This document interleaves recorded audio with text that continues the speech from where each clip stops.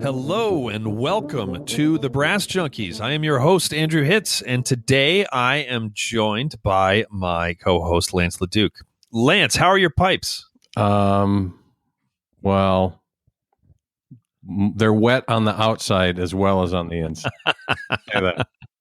As you are about to hear, we, in the middle of the interview with Chip Crotts, who is our guest today, who is this phenomenal, really cool episode. I like this phenomenal human and trumpet player, and he teaches at Georgia Tech, and he's played with. He hasn't really played with any big names, just Ray Charles and Natalie Cole and Maynard Ferguson, and and us. Other than that, and Jeff Connor. That's right. Yep. But yeah, great conversation, as you're going to hear. But about 30 minutes into the conversation, there was a note on the chat box that said, "Pipes just burst, gotta run," and that was it. And I didn't see it right away, and so there was just a little bit of a pause, and then I was like, and then I asked another question. And then as he was answering that, I looked down and went, "Oh, so yeah, Lance was not speaking in code. It's like minus 40 or 400 or something in Pittsburgh, and his pipes literally burst in his house. So, and they're still doing that. Yeah. Yep. So cleanup is happening all around me, and I should be a part of it. But gosh, I have to do this podcast episode. Poor me. Your pipes did not survive the ground. Sorry, that was a little Steelers dig that I bet you didn't understand. So anyway, wait, what? So, but I digress. So, Chip's interview, which is great, really great. So too, yeah. I mean, well, yeah, for the content, and then I mean, just the stuff he's done in his career, and then like spoiler alert, he like our earlier guest Billy Bargetzi, is in the middle of dealing with Bell's palsy. And coming back from that, and so you get a real interesting cross section of stuff in this episode. Yeah, really good. So, and he had an absolute whopper of a story for the bonus episode. Oh my good Lord, it's awesome. So Patreon people, you are going to get that in 1 week through Patreon, which if any of you are interested, can go to patreon.com/thebrassjunkies. And for as little as $1 per episode, you can get access to all of the bonus episodes, which we air in the weeks in between the every other week interviews, which will always remain free forever. But we are really happy that you're listening, and you can also help us out by leaving a rating and a review at iTunes, or by telling a friend about it. So we've got a couple of sponsors we need to thank as well. One is Parker Mouthpieces, who provide the hosting for TEM. Parker Mouthpieces offers fine customizable component mouthpieces for horn, trombone, euphonium, and tuba, including the Andrew Hitz Artist Model tuba mouthpiece. Or is it Artiste? Maybe it's the Andrew Hitz Artiste Model tuba mouthpiece, and the Lance LaDuke Model euphonium mouthpiece. Find out more at parkermouthpieces.com, or follow them on Facebook, Instagram, and Twitter. Pappert people, thank you so much.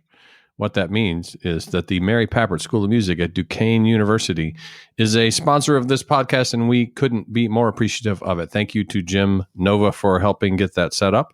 If you're interested in finding out about the programs and the faculty opportunities at Duquesne University in the brass area, please click on the link in the show notes. And I think that other than that, we've, I think that that's it. I think we did it. Yeah, I think that we are now good. So yeah, we're both a little bit scrambled today. It's been a while since we've done any of these, so we're just kind of before the pipes bursting. It's all just like, yeah, it's my hair froze on my head when I briefly walked my dog this morning. So it's I took my kid to one of the Smithsonian's yesterday, and the wind chill was 8, which was fun. It was a lot colder than that last night. It was like well below 0, and I live in the Confederacy. This is not okay. This is like not okay. I grew up in Boston, went to college in Chicago, but like that's like par for the course there. It's like I live in Virginia. This is not okay. So my brain's not really working, but but we're all used to that. So that's right. All right. Well, without further ado, let's get to the conversation that we had with the trumpet player Chip Crotts.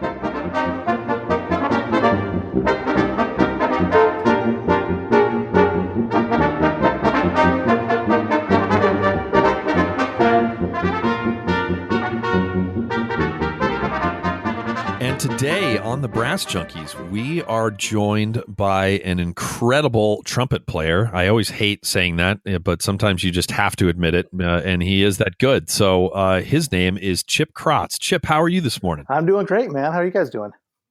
We're doing pretty well. I shouldn't speak for Lance. I'm all right. He hates you people, but even like. I actually hate people like Chip because he just plays his ass off and he's incredibly humble, and so it doesn't feed my narrative very well. So I don't like I ignore you when acting on my stereotypes of trumpet players. So you have to compartmentalize to be able to to live in ignorance. So let's talk some politics. No, I'm just kidding. Let's talk about. So you are at Georgia Tech. So tell us about your position there and how long you've been there. Well, it's pretty cool. I've been at Georgia Tech I'm starting my 7th year, and it's really interesting because it's really a non-traditional school of music. Georgia Tech's sort of the southern version of MIT or Stanford. It's a high-level Tier 1 research school. So the School of Music is more of a technology based. We have bachelor degrees in science and music technology all the way up through PhD. So while we don't have the traditional performance music ed major, we have kind of a really interesting music degree that allows students kind of a wide range of skills to do anything they're interested with, as well as combining it with a lot of the engineering and design and robotic kind of majors that Georgia Tech has. So it's a pretty interesting mix, but the kids are also talented. We also have some really good players that they just want to go that route. So it's been a very interesting experience, especially after having taught previously at a traditional school of music. So it's definitely a different dynamic, but the kids are bright and we really enjoy it there. Where were you teaching before that? I taught at Jacksonville State University for 7 years, and then I taught at Samford University in Birmingham, Alabama for 2 years. And then the position opened here in Atlanta. Cool. And you are the, I'm just going to make Lance inhale every time and then and get in right before he does. You're the director of jazz studies and the assistant director of bands. Is that right? That's correct. I primarily work with the marching band in the fall, and I do the jazz ensembles. We have a couple of big bands, and we have 4 or 5 combos, and it's really interesting because a lot of the kids there are not majors. I mean, a number are, but most are non-majors that just want to keep up their chops. And like I said, it's pretty interesting. There's some really talented kids. I've got kids in the jazz program that, could have been in jazz schools, got scholarships to schools to study jazz, and they chose to come to Tech to build rocket ships or cure cancer and do all the stuff our kids are doing. So it's pretty cool.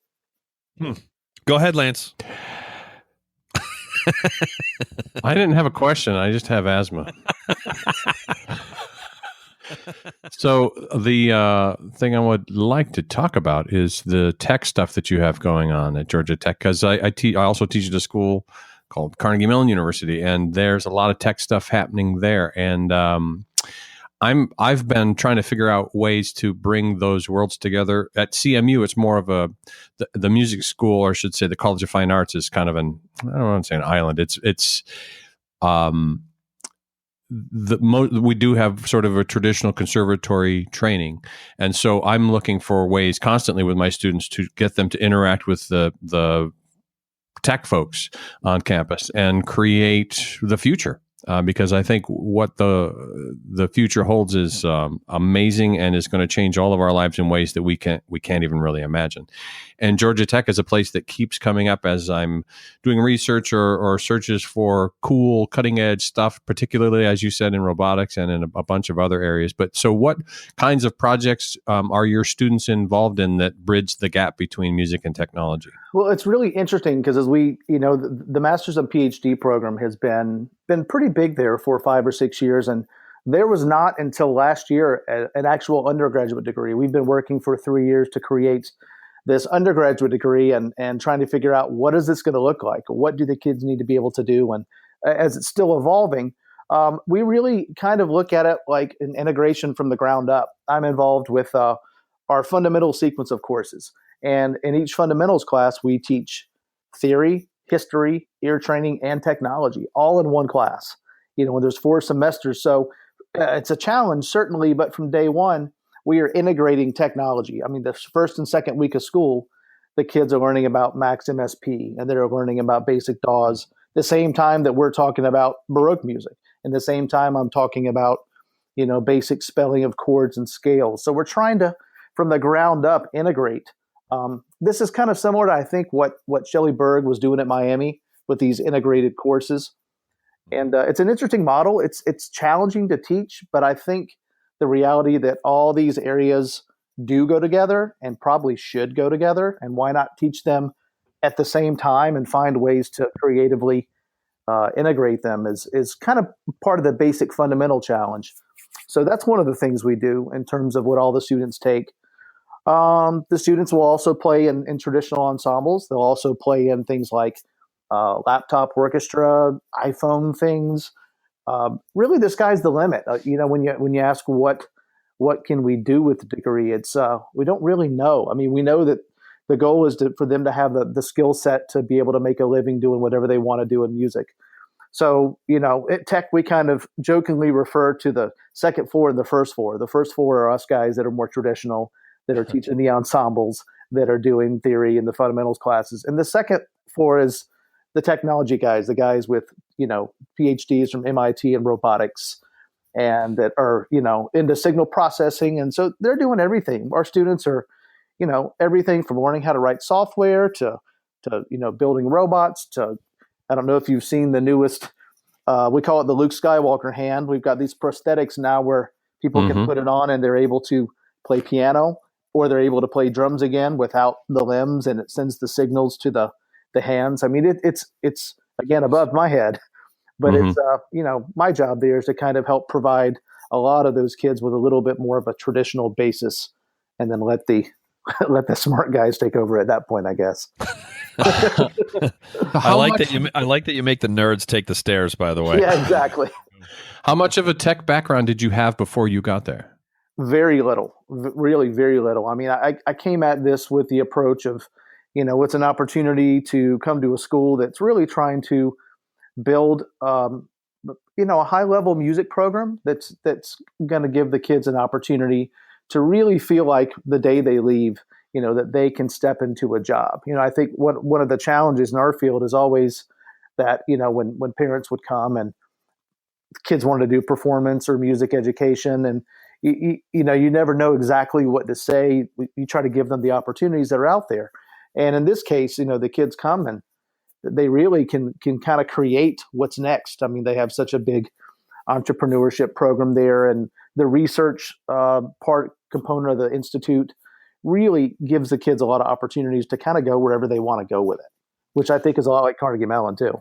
Yeah, exactly. That's what we're trying to do. I want to dig a little deeper and have you define a couple things and maybe give some examples. But so you mentioned, like, a lot of times music and technology is just sort of thrown out as a blanket term, and then you mentioned some programs. And could you talk a little bit about Max? Because I wasn't familiar with it at all before I started at CMU, and now we have students who are deep diving, and the guy I co-teach this acoustic electric ensemble with, the Exploded Ensemble. He is like he knows everything there is to know about it. Can you explain briefly what Max is and how it works, and what good is it to any of us? Well, the caveat is, I have very little technology, and honestly, one of our other faculty for most of the technology comes in and kind of helps co-teach with it. But yeah, I mean, it's just allowing the kids a lot more opportunity to be involved with creating loops. I think nowadays with the ability to do things electronic, to take a project that they might, for example, one of the final projects is we have them create a melody. We have them create harmony with it. We have them input it into the Max Patch so it can, come out in a digital form, and just trying to learn how to take what we would do acoustically, pen and paper, and inject it through the computer, so we can do, add some different elements to it, and different sampling and looping and a variety of stuff long term. And the cool thing about Max is that not only that, but you can have it. It's a beautiful. What's a good word? Maybe translator or conduit to not only manipulate it as sound, but then you can have it trigger lighting events, or you could have it trigger other processes that don't have anything to do with music per se, but that can help enhance the music. So we've got students messing around with, I'm going to make this piece and then I'm going to have it trigger these lighting events, or this section of a video, or this algorithm that does some other amazing whiz bang thing that I don't know anything about. Yeah, but I do know that G flat is second and third valve. You got to push those two down if you want a G flat. No, you're right. Yeah, and we're doing that, and that's something we're doing at Tech. Our chair is really big into that. He's kind of got his dog and pony show of the big screen TVs, and they're hooked up, and he plays his EWI, and they're all triggered with lights and images and various things. And so it really, it's both fun. I think in some ways it's both fun, but it also allows for a lot of opportunities. And, we have no idea where music is going to go. And that's right. And when a kid can not only manipulate the sound, but then can manipulate visuals to accompany their own music with visuals that they created as well. I think it's the beginning of a really cool time. I mean, there's an amazing opportunity these folks have, and I'm just blown away by the brains that are coming through the door. Just the stuff they can do. I mean, I'm amazing. I'm amazed that I could tie my shoes by comparison at the age. Oh my gosh, I could have never gotten in anywhere like Tech. I mean, these kids are so brilliant, and they're so diverse. I mean, when we started this undergraduate degree, we thought, okay, we have a technology degree, so most of the kids applying are probably going to be, they're into electronics, they build circuit boards, they just, they play on GarageBand. And you know what? Most of them are like your all-state trumpet player, flute player, sax, cello, oboe, and they're just really into technology. And it's really interesting, and it's really exciting, beyond the fact that they're just brilliant. My first semester fundamentals class has such a wide range of backgrounds, from, opera and vocal to a kid that's never played a traditional instrument that has been a producer in LA or writes code. It's such a really interesting background, and trying to get them all on the same page and understanding the same basic elements it's really interesting.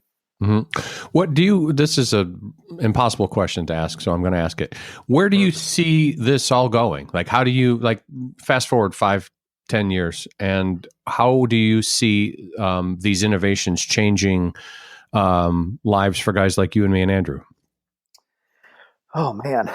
Yeah, that's a tough one. I think as the program is evolving for us, it's hard to put a stamp on that. I mean, every day, every year, I'm learning more about technology, and coming at it like us from a traditional background, I feel like in as many ways, I'm sort of every year, I'm the students with them.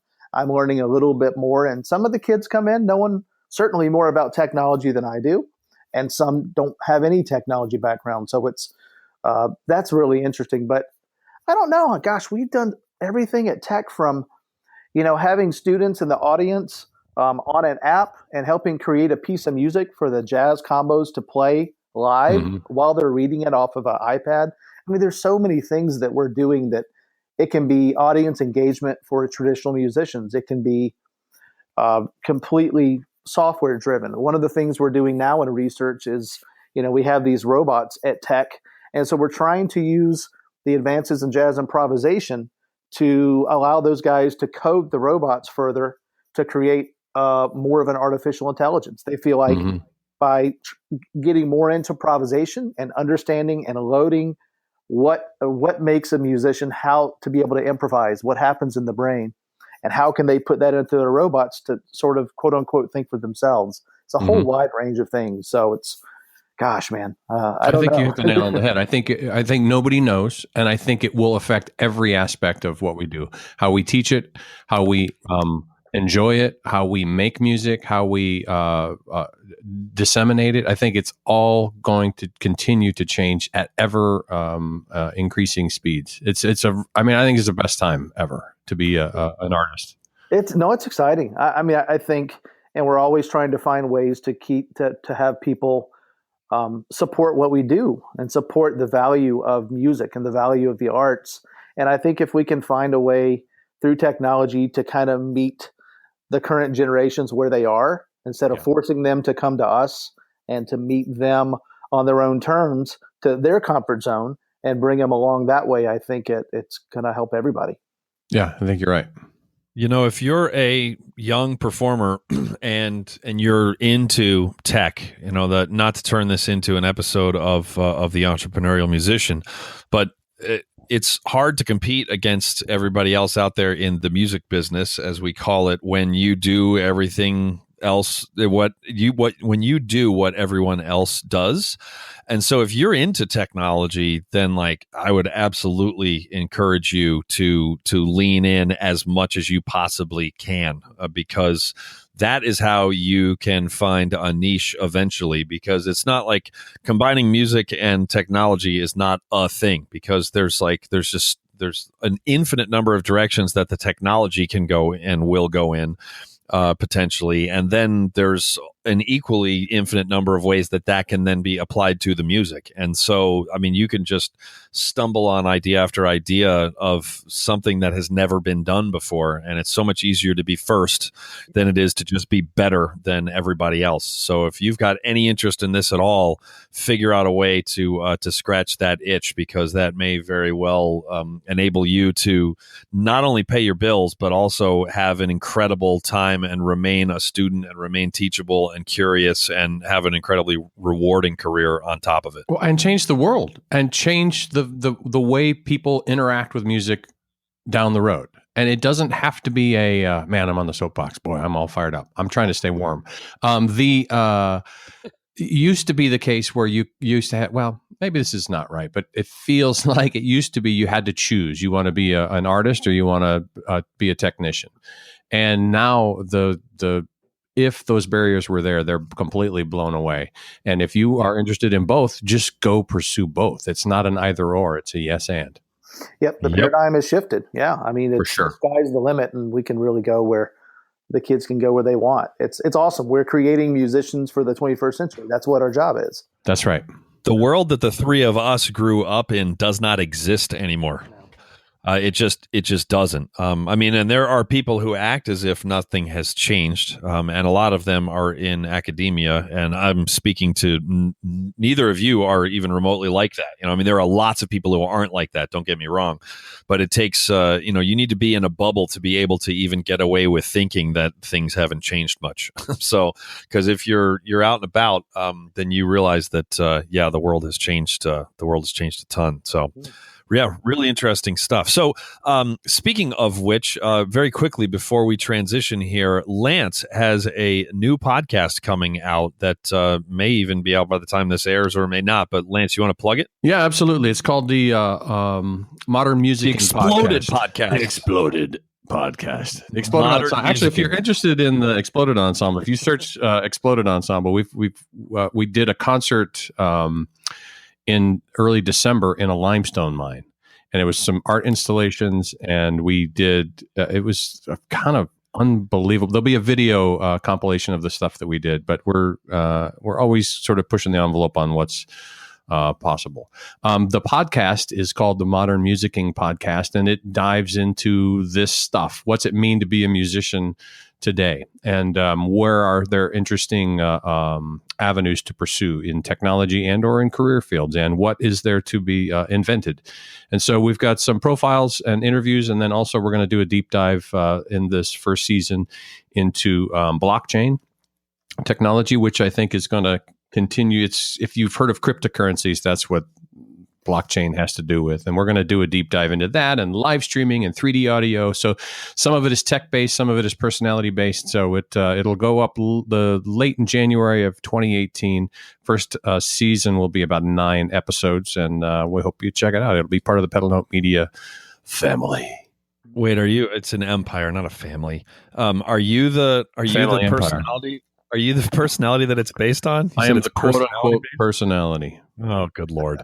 See, you were doing, like, the copy was good. You had me, and then you said that, and I was like, well, I'll still check it out. But anyway. You live and learn. So, all right. So Chip has played with a ridiculous number of really incredible musicians. He's played with Boston Brass. What? Yeah. What? But I'm not quite as impressed by that as I am by Ray Charles and Maynard Ferguson, and Natalie Cole and Manhattan Transfer and the Temptations and Frankie Valli and the Four Tops and the OJs, and the list kind of goes on and on. What the hell was it like playing with Ray Charles? That was really awesome. It was 2001. I was finishing up graduate school at the University of Texas, and his tour came through Austin, and we had a chance to play. And at that point, it was more of a kind of the orchestra version of his music, and we played for a number of huge festivals. And it was kind of one of those memorable, super memories I have of excitement and sort of feeling like the fanboy seeing Ray Charles walk out and meeting him and sit down and sing America the Beautiful, and the electricity in the crowd. I mean, it just sent chills up your body. It was really exciting. And, I grew up, my mom and dad, neither of my parents are musicians, but I grew up, my mom playing Sinatra and Johnny Mathis and Ray Charles. And so kind of that connection, like, wow, I've got a chance to play with this guy, and it was really awesome. It was near, the end of his life, but he was still a consummate performer. His health was failing, but man, he still came out. And as soon as he sat down, it was an incredible show. And so it was really exciting. Yeah, it was really, really enjoyable.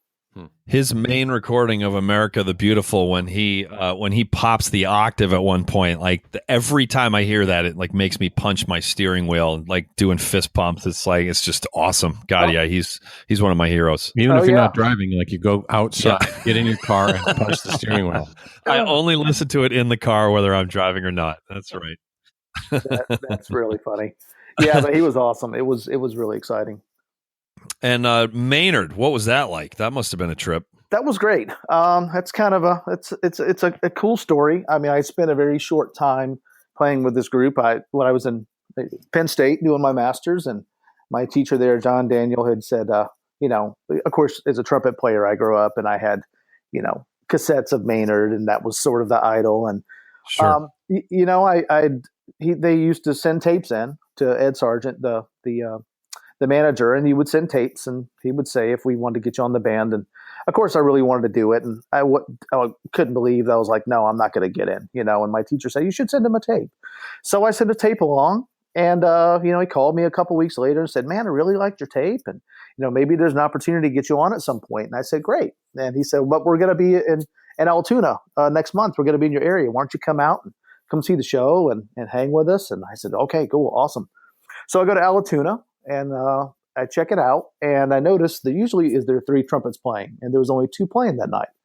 And I thought that was kind of weird. So afterwards, I went and met Ed, and I met Maynard, and met the band, and he said, hey, man, you notice there's only a couple of trumpets playing? I said, yeah. And what's the deal with that? And he said, well, one of our players is going through some chop issues and is kind of having some trouble right now, and so there may be an opportunity, to have you come play with us. And I said, cool. He said, how about now? And I love the music business. I love it. And I said, excuse me? He's like, well, we got a show next week, and we're doing a week in Blues Alley. And if you're ready to jump on, come join us. Come on. Wow. So that's what happened. I was finishing up grad school, and I jumped on at the very end of their spring tour. And it was one of those, I tell my students, it was one of those moments where, we tell our students that you never know when your shot's going to come, and you have to be ready. You never know. And so I walked into Blues Alley. He said, wear your black pants, and we'll have your tour shirt for you.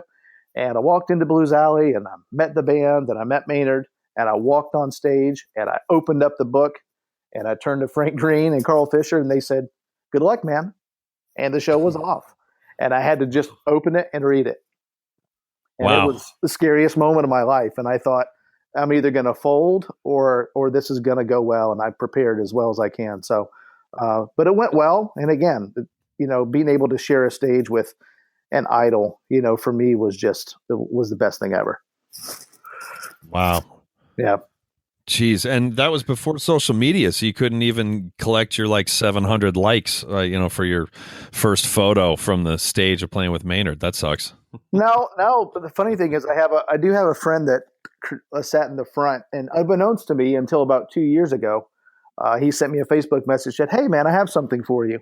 And he had bootlegged a couple of the concerts. No kidding. So I've got, recordings of when I played. Maynard's like, "Yeah, Chip Crotts, blah, blah, blah." And it just was really cool. It's still kind of a fanboy moment. And, but it was just an opportunity that I was lucky to get. And I was lucky that I was prepared enough to, at that point, to do a good job and to make it work. So. Wow. How about Natalie Cole? Very cool. Natalie Cole, gosh, so sad that she passed away on New Year's Day, I guess maybe 3 years ago now. I played with a number of musicians and out of Tuscaloosa, Alabama. It's sort of a horn section for hire, the T-horns, Tuscaloosa horns, and we travel a lot. And we got hooked up with Natalie Cole through there. And so ended up playing a number of her tours, a number of things across the country. Some were big band, some were full orchestra. Usually she carried Dave Trigg as her lead player, who's an incredible, just amazing trumpet player that's, I believe, living in New York now. And, again, growing up with Natalie Cole and being a fan of Nat King Cole and just playing with her was amazing. The arrangements were gorgeous. I remember just sitting in the section going, these arrangements are just so beautiful, so much fun to play. At times, 5 different flugelhorn parts. Just so lush. I felt like I was back in the days of Sinatra and Johnny Mathis and playing with these gorgeous full string orchestras with the big band. So it was great. Beautiful music. She was so sweet, accommodating, just wonderful. Really, really beautiful spirit, beautiful person. And was Wes Funderburk on some of those gigs? Do I remember that? Yeah, I think a couple of those I did with Wes. Yeah, Wes was definitely on a few of those. Now Wes is on everything I do. You didn't sound happy about that. No, I'm only kidding. I love Wes. Wes and Tom. I'm really fortunate to be in Atlanta now and getting to work with Wes all the time. He writes so much. His arrangements are so cool and fresh, and we just have a great time playing together. He's got a fresh mouth too. Yes, he does. Yeah, he's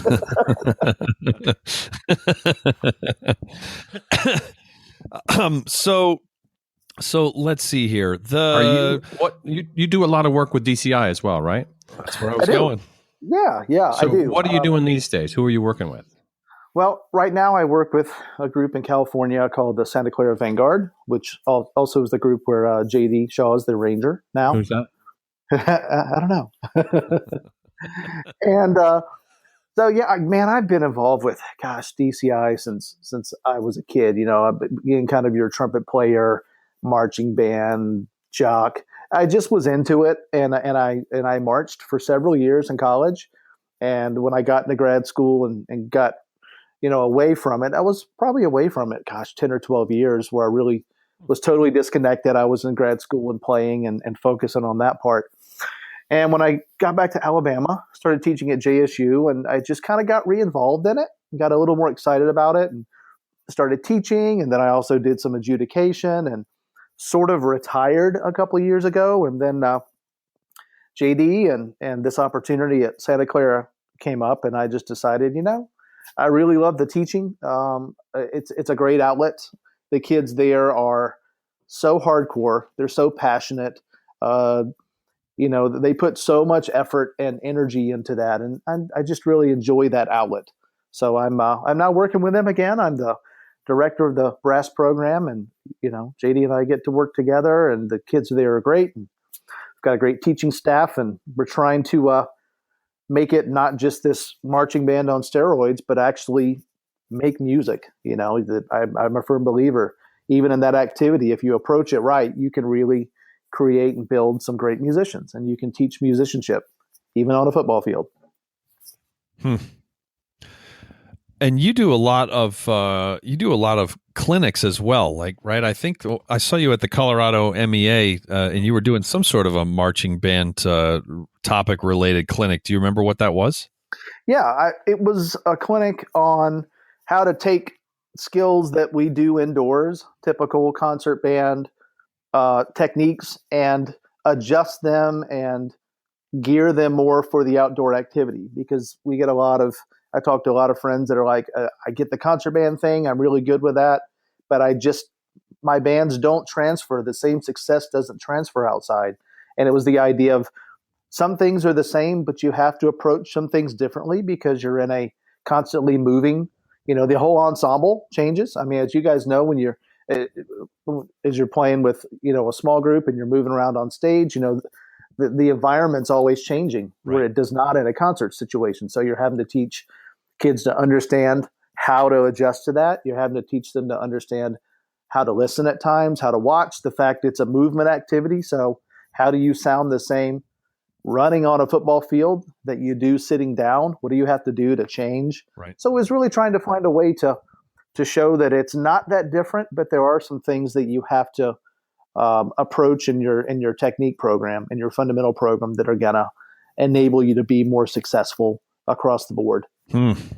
Yeah, that's a great topic for a clinic. I remember now. I caught like the last 10 minutes of it, and it was and obviously I'm not a band director, but I hang out with, well, I'm married to one, and I hang out with a lot of them, and yeah, it was your session was really good. So so this is a first for the show. I don't know if you saw it in the chat box, but Lance posted pipes burst, gotta go. So, and he's not speaking in code, I don't think. We batched these interviews, and Deanna Swoboda, who was the episode right before you, we just spoke with her, and anyway, we talked about how he was freezing in his basement, and so Lance actually just had to go upstairs to deal with his pipes bursting. That's really insane. So, oh my goodness, yeah, that's not good. It's been really cold in Atlanta too, right? I mean, not as cold as Pittsburgh, but it's been a lot colder than usual, right? Yeah, I mean, gosh, 3 weeks ago we had almost a foot of snow where I live. I mean, that's I don't know when that's happened here. Yeah, so crazy. A lot of cold, a lot of snow. Yep. So, can you were with Phantom Regiment in was it 2008, the year that they won? Yes. Sorry, the year you won. So what was that like? Because was that the first one in a long time, or was it the first one ever? That was the second Okay. championship that they won. Had been maybe 12 years. Okay. And that was a great opportunity. I had been teaching a drum corps here in the South at Spirit of JSU, and JD called me and said, "Hey man, it's been a long time. We were been friends forever and marched together, and would love to work together and teach together." So went and worked with them, and it was just kind of one of those kind of magical seasons. The kids were it was for drum corps. There's those that don't know. There's sort of an age limit, and it's 21 or 22 if you turn that age in the summer. Right. And so we had a really experienced group and a lot of members that had played together for a while. Almost if you think of like a football team that's a group of seniors, it kind of had that vibe. Right. And it was just kind of a magical season. It was a really the design of the show really grew and grew, and the kids were very musical, and they really put on a really emotional performance. I think that's one of the things that we've always worked on in the activity, not just being this let's play clean and let's play together, but let's try to connect with the audience and connect emotionally. And it was a show that was designed to sort of hit you emotionally, whether it was anger or intensity or beauty. It was just a really, really well put together product and program, and the kids just perform the heck out of it. Right. And it's one of those magical moments, even though this is a subjective activity that's judged in a unique way.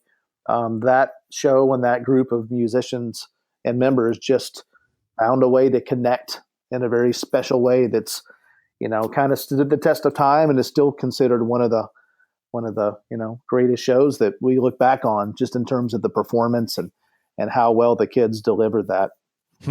Wow. Hey, what did I miss? Whoa, he's back. He's back. Oh, good Lord. So we're the people are dying to know. Were you speaking in code? Like when you said your pipes burst? Like what does that mean? I know I just turned 50, so you could argue that I had to run to use the restroom. However, no, there was a knock at the door, and my partner's daughter said, "Pipes burst. There's water everywhere." So, long story short, the good news is that, the bad news is there's water freaking everywhere. The good news is that it looks like the only place that it came apart is under the kitchen sink, and that was what was causing the majority of it. So I shut off the main to that part. And then I came, because I'm a professional podcaster, I came back to be part of this experience with the two of you. Where are you going to get that kind of dedication to speaking to trumpet players? I mean, that's I know, right? That's pretty serious. Yeah. That's something that he actively avoids. He likes you, Chip. You're like, you're on the list, right. man. I'm on the do not list. It takes a lot less than pipes bursting in his house for him to avoid conversations with trumpet players. So, and he came back. So this is like a budding. Guess what I'm doing the romance. rest of the afternoon? That's right. Oh man, we had ours burst this last May, and we recovered and took it as an opportunity to remodel a little bit. So maybe that's what happened. There you go. Yeah. There you go. So, Sonny, you know what we need is a heated studio for me to podcast from. Yeah. Isn't it a shame that the whole basement flooded? Oh, I know it didn't, but we'll pretend like it did. So I almost electrocuted myself. That was also good. But it was the almost, so pretty good. Oh, anyway, man.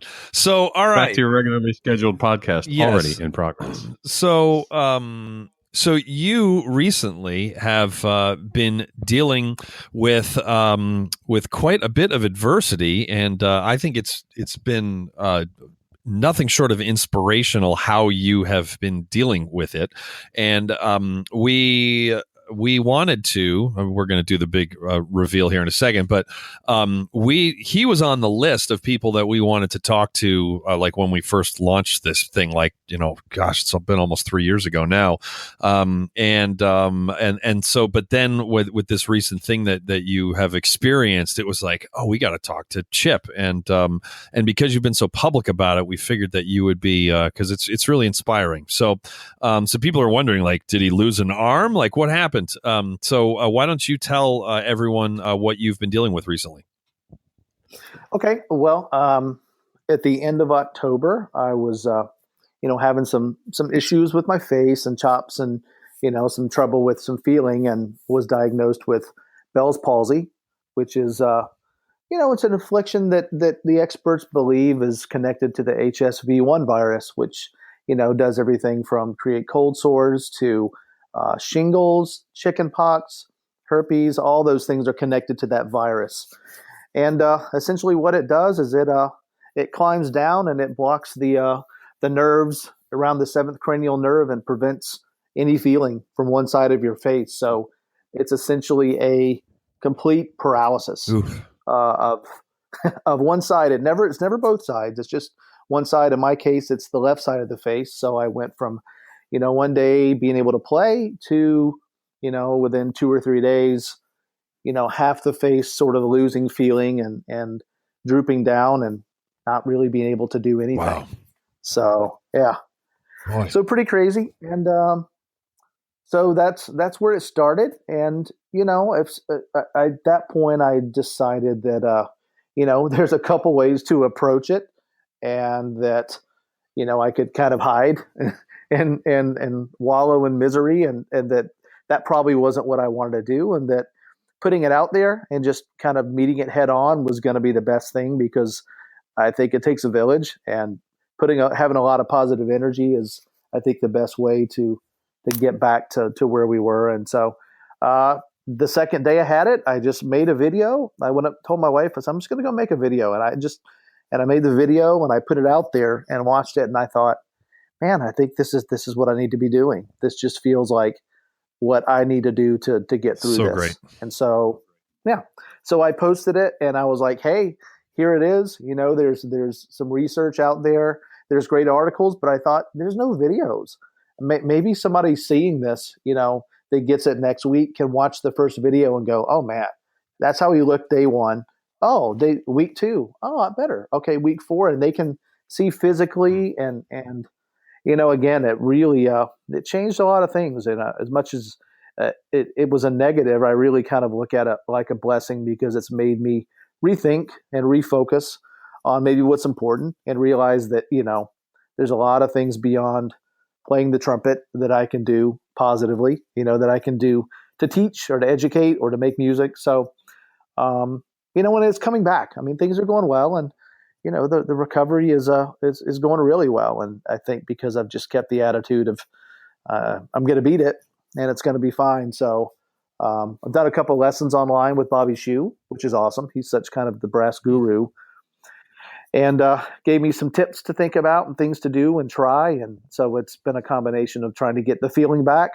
And once that came back, starting to play again, because it's kind of a rebuild of one half of the face. It's, the atrophy of the muscles. So it's there, and the feeling's coming back, but the endurance is not. And it's really interesting. I can play up to a certain point and, the seal gives out, but if I hold it in place, I can keep on going. Like Bobby's like, it's all there. Everything is still there for you. You just got to get the muscles back. I see. So that's been a positive, realizing that I'm not really starting over. I just need to build the strength back at this point. So definitely scary. Wow. So it happens.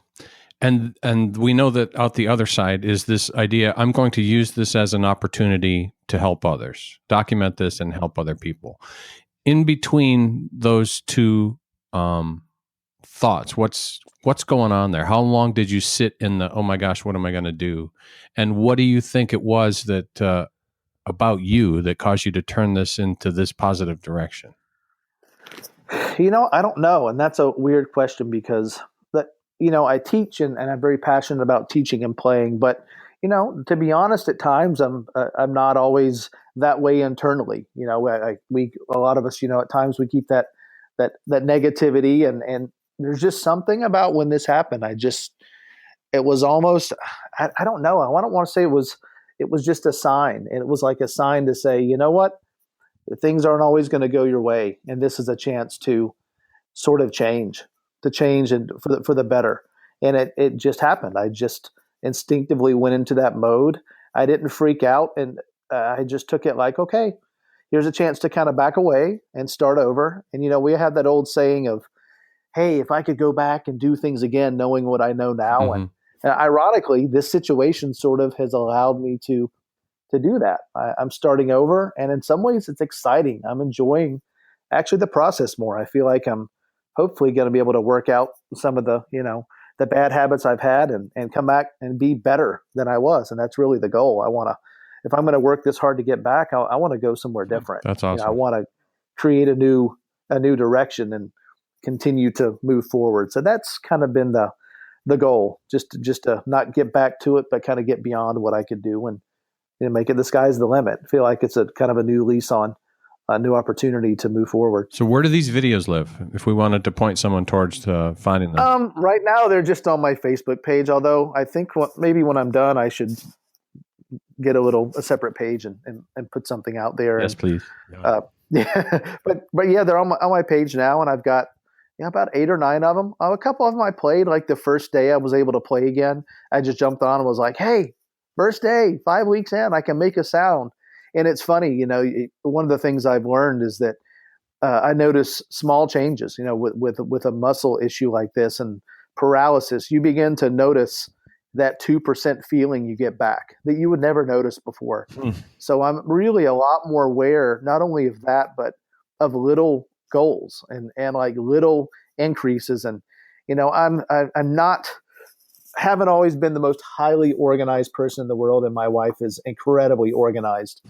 And so I've learned a lot. I mean, from every moment I played the first day, I've kept a journal, and everything I played and every moment I've documented and everything I've done, I've written down for almost 2 months now. And for me, that's not common, but I've learned a lot, and I've been able to look back and see very small improvements and realizing, I'm frustrated now, but you know what? I couldn't do that a week ago. I couldn't do it 2 weeks ago. And, it's the same thing we tell with our students to, think about short-term goals and look at short successes and be excited about any kind of success and let that guide you moving forward. And that's what I'm doing. And I think it's coming back, it's coming back well. I'm finding in the last week or two, I've had a little bit of a breakthrough, and I really feel like now it's more of a recovery versus a reinventing. Mm-hmm. I think now it's just rebuilding the strength, practicing more, just kind of getting things back. And,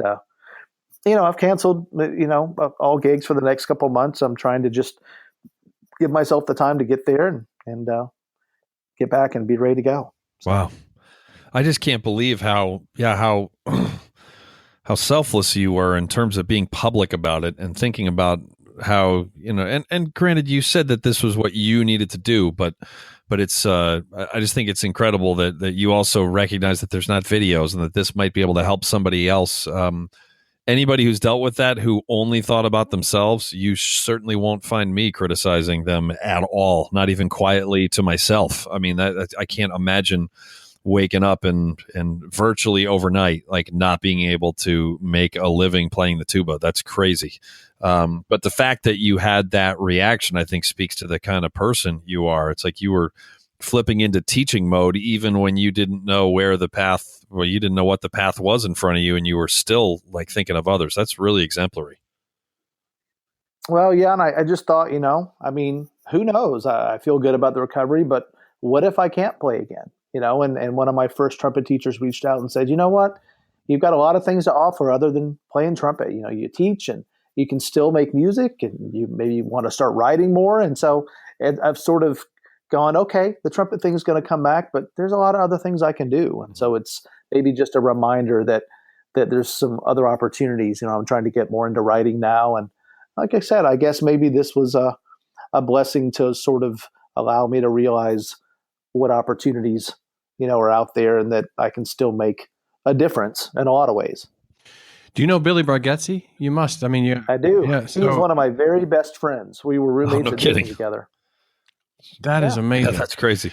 Well, we'll put a link to Billy's episode in here as well. But if you've been listening to the show, you'll know that that's a strange set of coincidences, because not only were you guys roommates, you both have experienced this very same thing. I know. Wow. Have you talked with him about that much? I have. And his recovery was longer. I guess what I'm finding is, I mean, it's they say that really every case is completely unique. I mean, actually this semester I had, after one of our jazz ensemble concerts, one of my trombone player's parents came up, and his mom had it, and I had no idea, and she still has it. I mean, she's had it for 25 years. That she's never going to get the feeling back. And then every case is different. I know Billy's was longer. Billy, after I sent my first video, he's like, "You're already playing again in 5 weeks? You're making a sound?" He said, "I couldn't do that for a couple of months." And other guys were like, "Man, it was 6 months before I could even like make a sound." So, I mean, I'm thankful. I'm thankful that the recovery's come back, I guess, faster than most. And, I hope and try to attribute that to just not letting it get me down, and just kind of keeping my brain focused on getting back, and staying positive, and just letting it work itself out. Well, thank you very much for sharing that story, man. That's I really appreciate it. Yeah. Really good stuff. So yeah, this could lead to the most awkward segue ever into our our Jens advice. Awesome. And we've had we lean into awkward segues here on the Brass Junkies, as we both did on the mic with Boston Brass, and still to this day. So I'm sure you've heard about our dear friend Jens Lindemann and his and the trying times that he's having. So you seem uniquely qualified to be able to offer him some advice. So what would you tell him? Just stay the course. Don't worry about it. Just get back to basics and just keep doing what you're doing. I mean, not worry about what you could do, and just try to move forward. So awkward. It's Fantastic. It's gonna be okay. Chip, you have it's this really like terrible issue and problem. Now we would like for you to make fun of it.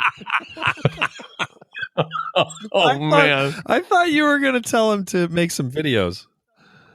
Yeah, right. Oh, I can do that. Yeah. Make some videos and just write down everything you do for the next 2 months. More jet skiing. We need Jens to video document his imaginary recovery period. For however long it's gonna take him to get over his not chop. Well, we also have to create a new horn. There we go. See, now we're getting to it. We just had to pull it out of him. Yeah, it's an equipment-based thing. So, yes. Always is with trumpet players. Oh, good Lord. It is. Didn't have the right heavy valve caps. So, no, he needs a new backbore with a 30 throat. Wait, what? Is he? He needs a new backbore with a 30 throat. It's like suddenly like trumpet word salad. He's just like throwing numbers at words. It didn't sound like it was, but he said the same thing, the exact same order. I think that actually means something. So, take 2 valve caps and call me in the morning. What throat do you play with? I have a couple of them, a 27, a 28, a 24. I'm personally a huge fan of your playing on the 24, but a guy like you can pull off all 3 of them. So, yeah. I appreciate it. Oh, good Lord. All right. Well, we've exposed ourselves as complete assholes. If anyone's listening for the first time, so if anyone's listening for the 77th time, then they already knew that one. So we expose ourselves all the time. Yeah, well, there is that. Lance, slap an explicit on this one, so that we keep the iTunes gods happy. I think that's it. We're gonna have we're gonna keep Lance from having to clean up the water a little bit longer, because we're gonna keep Chip here to do our brief Patreon patron bonus episode. That was hard to spit out. So I think that awkward of a segue even threw me for a loop. So that was quality. That was quality podcasting. So and Lance's pipes burst. I love it. So you guys are both dealing with adversity, and I'm fine over here. So just wait. The karma is going to come swinging through here this afternoon. So.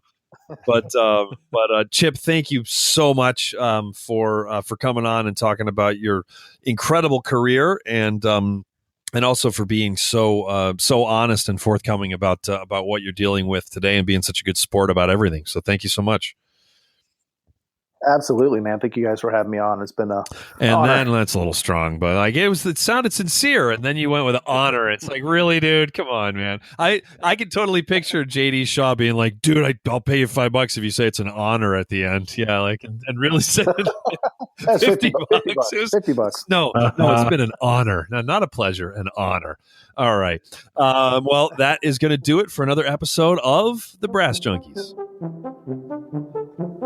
You've been listening to The Brass Junkies on the Pedal Note Media Podcast Network.